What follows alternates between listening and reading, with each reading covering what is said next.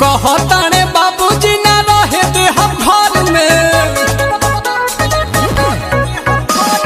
कहताने बाबूजी ना रहे दे हम घर में। 4 बेरी हो रहलिया मेला दिने भर में, हो गईनी कंगाल हम तो माल के चक्कर में।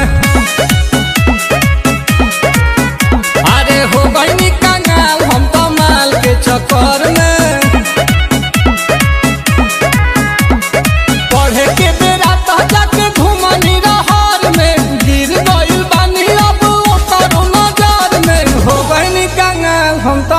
के चक्कर में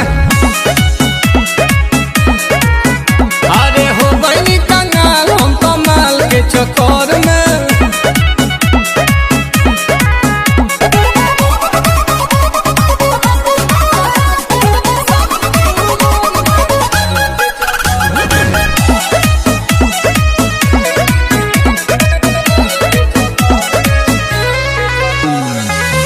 करेला पाप कोई पाकिट मरनी बाप के, गाली पछाप अभिले बाउन के थाप के। कि हम तो अपन ही घरवा में चोर भईनी, बाटे कर जला दाइल करज खोर भईनी।